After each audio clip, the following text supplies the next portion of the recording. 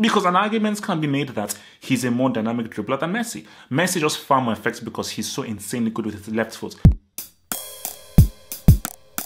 Double H. Double H. Double H. Double H. Double H. Double H. Alright, you know what? I'm not even going to ask for apologies anymore. Even if I do deserve the apologies, I'm not going to ask for them. Because it's so funny how narrow-minded people can be, which is why I think I've got to be taking a lot of break from Twitter. Because I think on Twitter, you get guys who just don't really know about football. They think they do, but all they do is just read a stats sheet, or they just regurgitate what people say out in the ether. Ousmane Dembele is coming. He's coming, and he cannot be ignored. His talent cannot be ignored. You cannot ignore the best two-footed player in the world. You cannot ignore a guy with his individual ability to decide a flipping game. And what you're seeing is that within every game that is happening, he is continually improving, and improving. Now, people will say, oh, it's Levante. Why are you doing this about Levante? It's only Copa del Rey, Barcelona, and everything. That doesn't mean anything because this is important for the narrative. And the truthful narrative of what Ousmane Dembele is, what he means for Barcelona, and how this can help Valverde in what could be a treble. A treble is a very realistic opportunity right now because Barcelona should close the Copa del Rey. Atletico are out. Real are Real. La Liga, that's already done. So, but the thing about it is that when you just look at, obviously you must have seen it on Twitter, the little skill that he did, you know, ball over the top, moving it past the guy. And you see, Mbappe can't do that.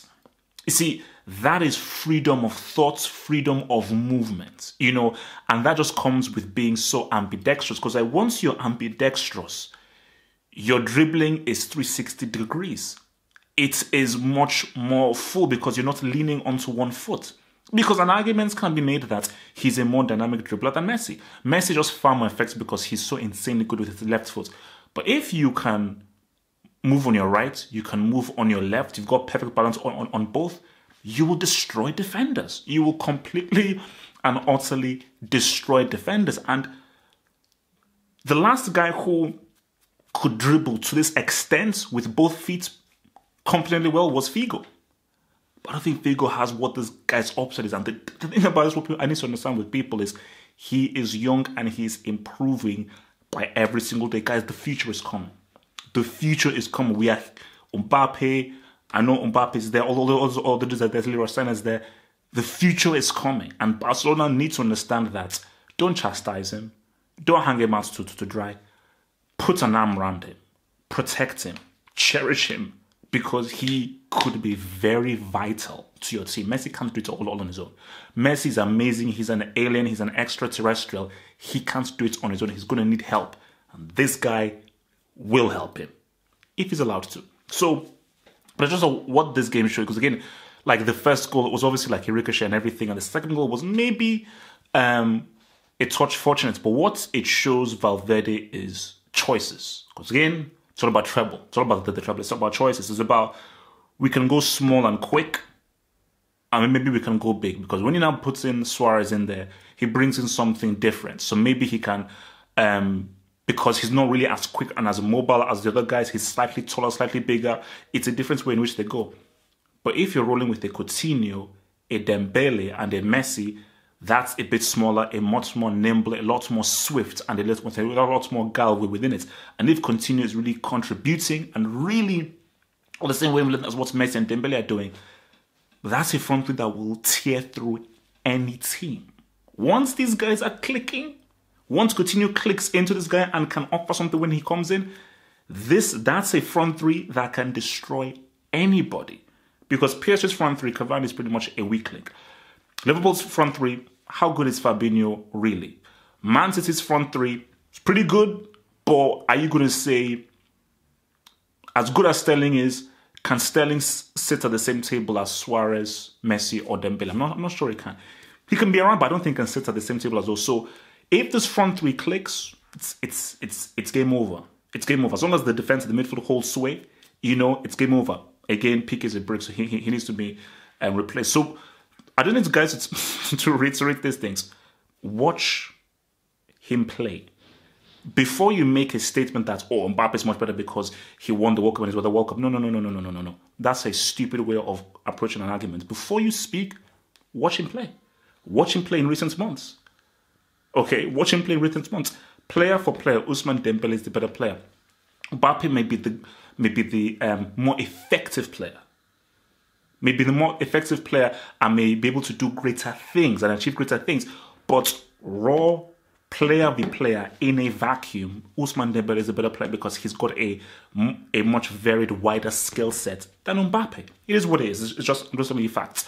Just before I go, after this La Liga review, Isco needs to leave. I think Isco definitely needs to leave because there's just something I saw in that Leganes loss. Leganes. There was just the way that he took that shot, because I think there was a shot that was made when they went on a counter-attack. Because I look at body language, you can just see that this guy has lost all form of confidence. Literally, all form of confidence has been lost by this dude. So you could just say, look, man, he needs to just leave this month. Because for Isco, Solari is not going to play you. So if you're still here at the end of this month, that's 3-4 months of just not being played. And the less you play, the harder it's going to be to now get back to the standard you once were when you chastised Verratti.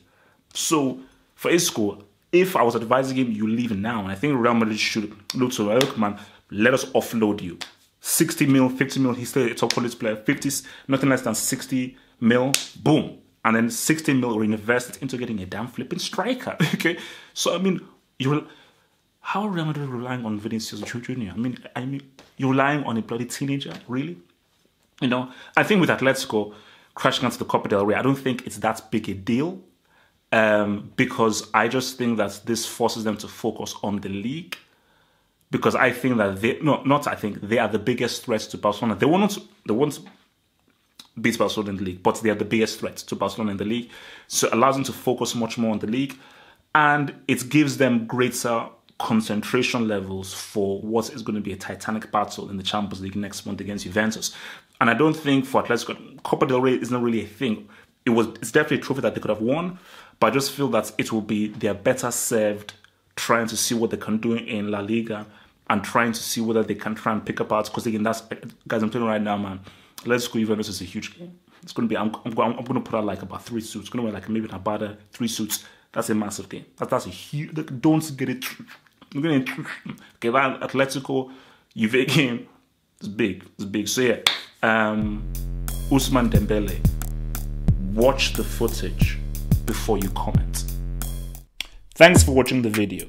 Now think about becoming a Football Hot patron by pledging an amount each month and then gain access to exclusive content only on the Football Hot Patron page.